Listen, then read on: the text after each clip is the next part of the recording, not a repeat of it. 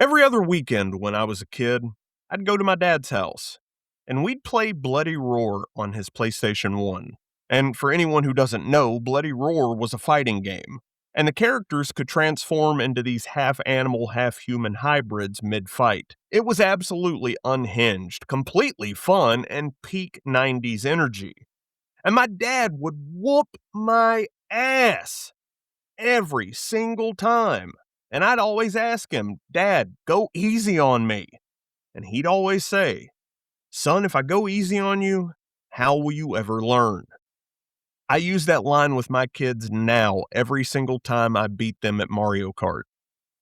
And my wife gives me the same exact look his stubbornness probably earned him from my stepmom. You see, my dad was a Vietnam veteran, a biker, a sci-fi nerd who is directly responsible for my love of video games and science fiction. He was tall, imposing, and he loved his kids. He also believed in Ronald Reagan with the kind of conviction that doesn't bend for receipts. And you see, I spent years trying to understand why. And I think I finally do.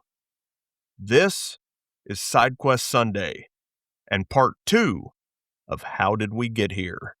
And this one, it's for you, Dad.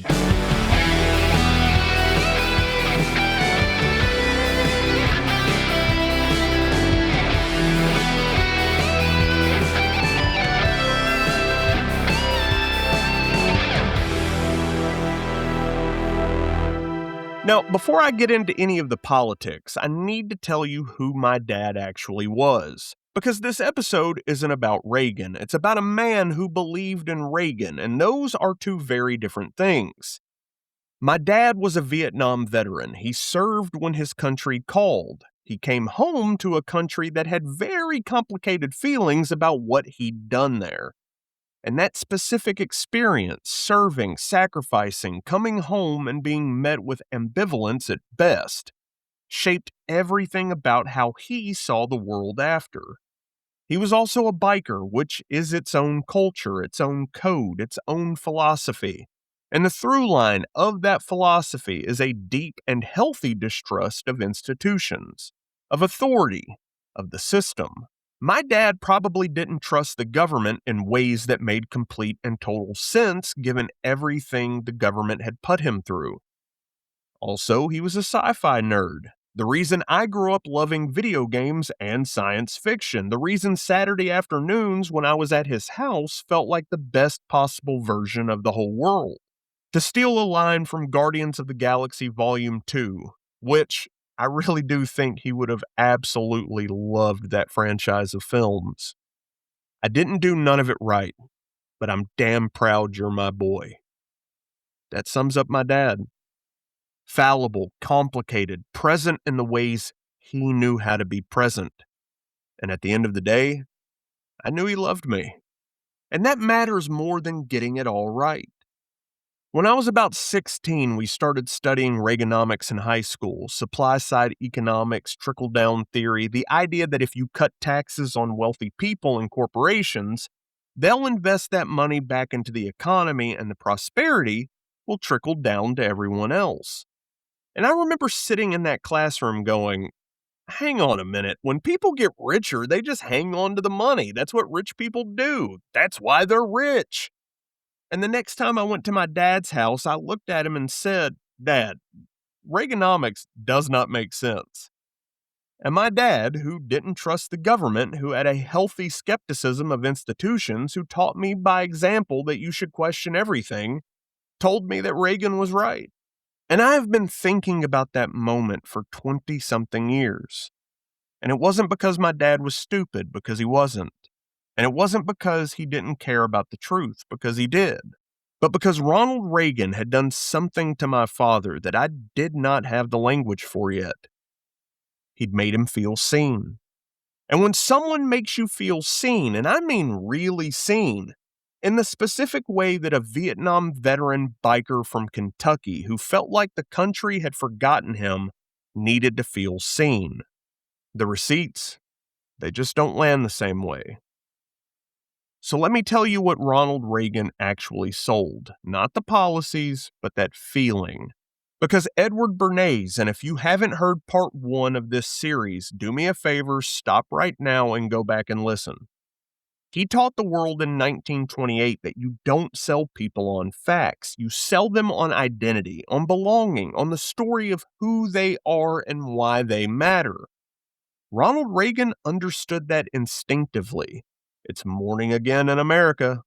That 1984 re-election ad, soft focus, amber waves of grain, people going to work, weddings, flags, the feeling of a country exhaling after a long, hard night. It didn't make a single factual claim. It made an emotional one. We're back. You're back. The people who the 60s and 70s left behind, the vets, the working class, the people who felt like the culture had moved on without them. You're not forgotten. You're the real America. And I see you. My dad was a veteran who came home to a country that was still arguing about whether the war was right. And Ronald Reagan looked him in the eye and said, "You served, you sacrificed, you matter. The people telling you otherwise, well, they're the problem. Government is the problem. The elites are the problem. I'm fighting for you." And here's the thing. My dad wasn't wrong to feel that way. The system had failed him. Institutions had let him down. And Vietnam proved that. The way veterans got treated when they came home proved that. He was right about the diagnosis. He was just wrong about the doctor. And here's the thing that took me years to fully understand. My dad was a biker, a man who did not trust the system, who had a healthy contempt for authority and institutions, who taught me by example that you should question everything. And Ronald Reagan was the system. Not fighting it, not disrupting it, not blowing it up. He was it.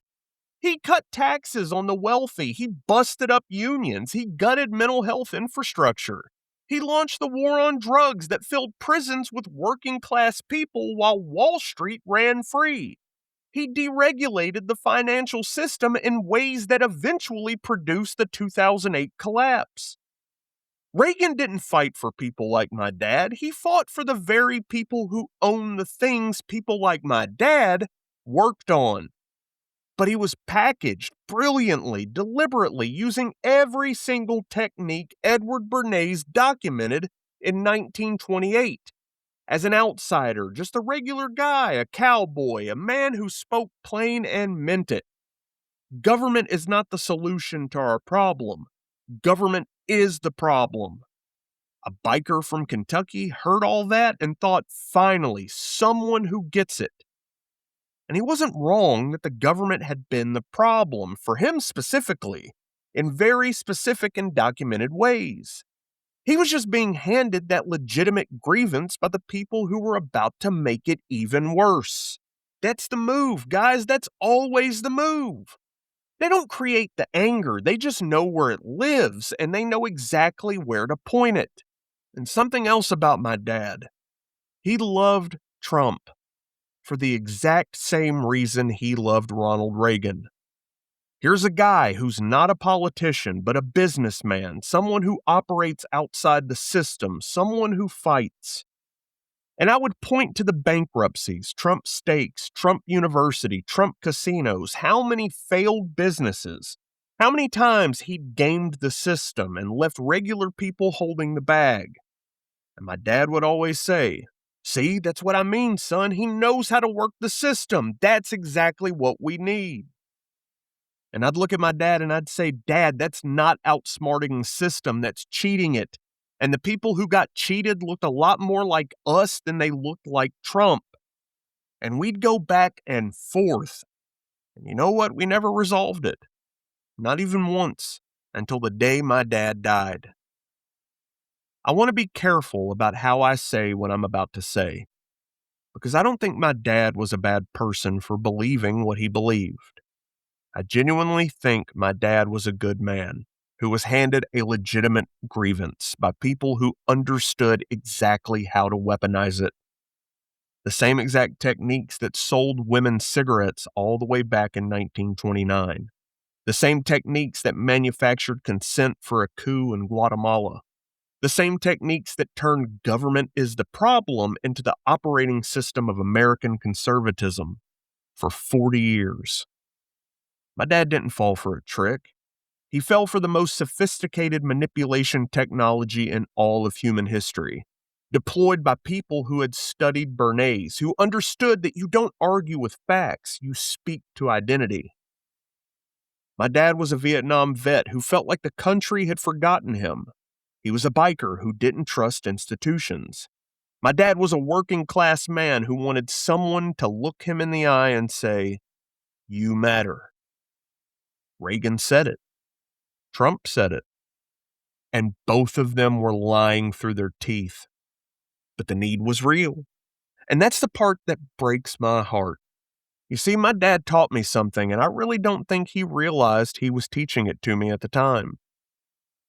Every weekend, us playing Bloody Roar, every single time I'd ask him to go easy on me. And every single time he'd say, "If I go easy on you, son, how will you ever learn?" You see, he was teaching me that the world doesn't adjust for your comfort, that you have to figure it out, that the answer isn't to make the challenge smaller, but to make yourself bigger. And somewhere along the way, I applied that to information, to history, to politics, to the stories I was being told about how the world worked. I stopped asking the world to go easy on me, and I started following the receipts. And the receipts led me to a very different conclusion than the one my dad reached. Not because I'm smarter than him, because I really don't think I am, but because I had the luxury of being his kid, of watching what his certainties cost him, of asking, "But why though?" in a classroom at 16 and having a teacher who gave me an honest answer. You see, my dad gave me the tool that eventually contradicted his conclusions. And I think about that sometimes, and I think he'd be proud of that, even if he'd argue with me about it for the rest of his life, which is exactly what I'd want. I didn't do none of it right, but I'm damn proud you're my boy. Me too, Dad. Me too. You see, there are millions of my dad out there. Vietnam vets, bikers, working class men and women who got handed a legitimate grievance and got pointed at the wrong target by people who studied how to do exactly that. And the answer isn't to mock them or dismiss them or to write them off as rubes who got conned. The answer is to understand the machinery. Part 1 of this series was about Edward Bernays, the man who wrote down how to do this all the way back in 1928. And this episode was about my dad, a man who lived on the receiving end of it without ever knowing the name Bernays. Parts 3 and 4 are about what came next, what the seeds planted in the 80s actually grew into, and what it looks like when it shows up just 15 minutes down the road from my house in matching khakis and face masks. Because it didn't come from nowhere. It came from a long line of people who understood that you don't need to create the anger, you just need to know where it lives and where to point it. My dad's anger was real. His grievance was legitimate.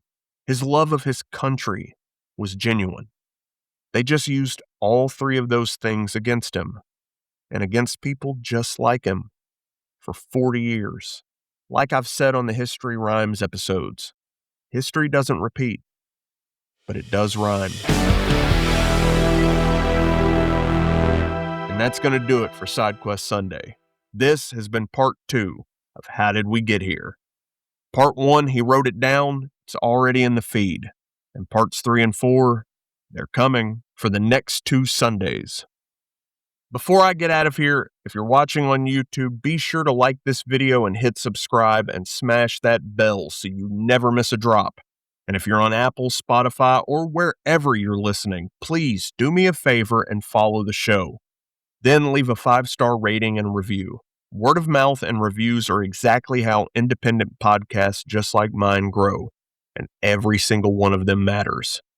Then if you've got the time, come find us over in the lobby. That's the Average Joe Nerdcast private Facebook group.